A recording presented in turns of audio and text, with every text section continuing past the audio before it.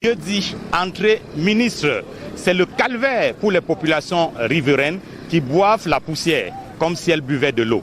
Cette voie de contournement aurait pu être aménagée pour faciliter l'accès des spectateurs au stade d'Olembe. Les travaux ont même démarré, mais depuis belle lurette, ont été arrêtés aux grandes dames des populations riveraines. C'est une route qu'on a programmée, arrangée depuis des années. On nous a fait comprendre qu'on devait livrer la route là avant la CAN. Hélas, aujourd'hui, ce sont des camions qui arrosent la route afin d'éviter la poussière.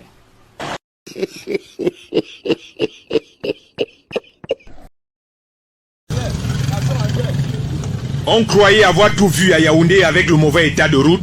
C'est certainement parce qu'on n'est pas passé dire un bonjour aux populations de Chapelle-Mimboman. Ne vous y trompez pas, nous sommes bel et bien au 4e arrondissement de la capitale politique.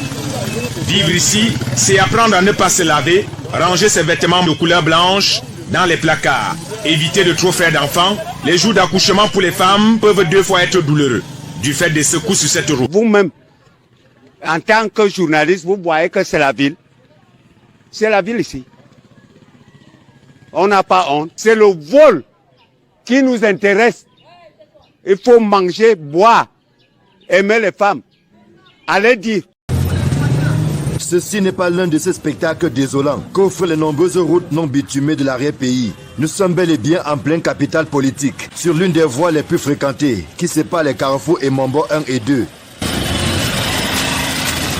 En saison sèche, comme en temps de pluie, comme c'est le cas en ce moment, emprunter ce tronçon fortement dégradé est une épreuve des nerfs, à couper le souffle. Même les véhicules adaptés aux mauvaises routes, ils laissent quelque chose. Vous n'avez pas besoin qu'on vous le dise, vous constatez comme nous que c'est pénible.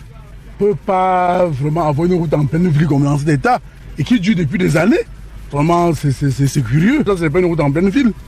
C'est malheureux. Même là-bas en haut, c'est même plus grave. En allant vers Isomba, c'est grave. Tout le monde a la visite technique alors qu'on n'a même pas de route. Il faut vraiment que ces gens-là, qu'ils essayent de voir leur façon de gouverner ce pays. C'est pas comme ça qu'on gouverne un pays. Est-ce que vous voulez qu'on se développe avec ce type de route? C'est pas normal dans un pays comme le nôtre. On vous dit 50 ans de renouveau, machin, tout, mais regardez, ça ne sert à rien. Ça ne sert à rien. Que ce soit ici, que ce soit en Guissa, que ce soit en Kolmeseng, partout c'est pareil. Rembrer au moins. On ne veut même pas le goudron, on veut au moins le rembrage.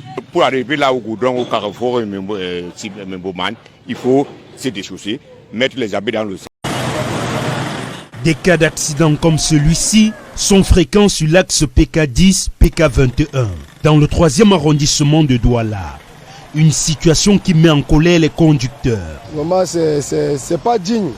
Un Cameroun comme le nôtre, comme ça, on ne devait plus être en train de pleurer les routes, une route comme ça, comme celle-ci. Vraiment, ça fait mal, ça fait mal. Regardez dans quel état je suis. Là où je suis là, je pars comme ça encore à PK17. Je risque encore même tomber devant. Parce que même là devant vous encore, comme vous pouvez constater, c'est encore la même chose.